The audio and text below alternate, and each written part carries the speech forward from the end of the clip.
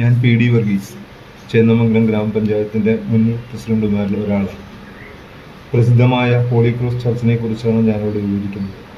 400 വർഷത്തിലധികം പഴക്കമുള്ള ഈ പള്ളി വിശുദ്ധ അഗസ്തീനോസുറായുടെ പള്ളി കൂടിയാണ്. പാലിയത്തച്ഛന്മാരുടെ ദാനധർമ്മങ്ങളിൽ ഒന്നാണ് ഈ പള്ളി. തൊട്ടടുത്ത വൈപ്പിൻകോട്ട സെമിനാരി, മലയാളത്തിലെ ആദ്യത്തെ അച്ചടിശാല. വൈദിക പഠനം ആദ്യം ഇവിടെയായിരുന്നു. കല്ലിൽ എഴുതിയ വട്ടെഴുത്തോ കോലെഴുത്തോ ഇവിടെ കാണാം. സഞ്ചാരികളുടെ ഇഷ്ടപ്പെട്ട ഒരു കാഴ്ചയ്ക്ക് കൗതുകം തോന്നുന്നു. ഞാൻ പി ഡി വർഗീസ്, ചേന്നമംഗലം ഗ്രാമപഞ്ചായത്തിൻ്റെ മുൻ പ്രസിഡന്റുമാരിൽ ഒരാളാണ്. പ്രസിദ്ധമായ ഹോളി ക്രോസ് ചർച്ചിനെ കുറിച്ചാണ് ഞാനിവിടെ വിവരിക്കുന്നത്. 400 വർഷത്തിലധികം പഴക്കമുള്ള ഈ പള്ളി വിശുദ്ധ അഗസ്തീനോസുറായുടെ പള്ളി കൂടിയാണ്. പാലിയത്തച്ഛന്മാരുടെ ദാനധർമ്മങ്ങളിൽ ഒന്നാണ് ഈ പള്ളി. തൊട്ടടുത്ത വൈപ്പിൻകോട്ട സെമിനാരി, മലയാളത്തിലെ ആദ്യത്തെ അച്ചടിശാല. വൈദിക പഠനം ആദ്യം ഇവിടെയായിരുന്നു.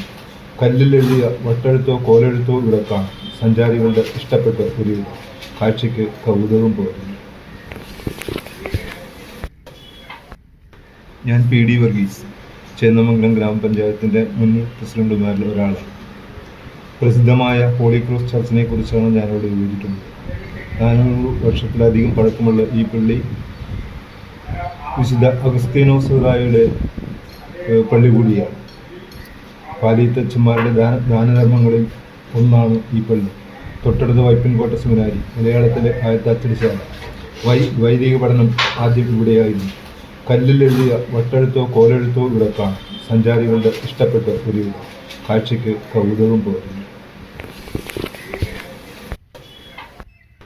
ഞാൻ പി ഡി വർഗീസ്, ചേന്നമംഗലം ഗ്രാമപഞ്ചായത്തിൻ്റെ മുൻ പ്രസിഡന്റുമാരിൽ ഒരാളാണ്. പ്രസിദ്ധമായ ഹോളി ക്രോസ് ചർച്ചിനെ കുറിച്ചാണ് ഞാനിവിടെ വിവരിക്കുന്നത്. 400 വർഷത്തിലധികം പഴക്കമുള്ള ഈ പള്ളി വിശുദ്ധ അഗസ്തീനോസുറായുടെ പള്ളി കൂടിയാണ്. പാലിയത്തച്ഛന്മാരുടെ ദാനധർമ്മങ്ങളിൽ ഒന്നാണ് ഈ പള്ളി. തൊട്ടടുത്ത വൈപ്പിൻകോട്ട സെമിനാരി, മലയാളത്തിലെ ആദ്യത്തെ അച്ചടിശാല. വൈദിക പഠനം ആദ്യം ഇവിടെയായിരുന്നു. കല്ലിൽ എഴുതിയ വട്ടെഴുത്തോ കോലെഴുത്തോ ഇവിടെ കാണാം. സഞ്ചാരികളുടെ ഇഷ്ടപ്പെട്ട ഒരു കാഴ്ചയ്ക്ക് കൗതുകം തോന്നുന്നു. ഞാൻ പി ഡി വർഗീസ്, ചേന്നമംഗലം ഗ്രാമപഞ്ചായത്തിൻ്റെ മുൻ പ്രസിഡന്റുമാരിൽ ഒരാളാണ്.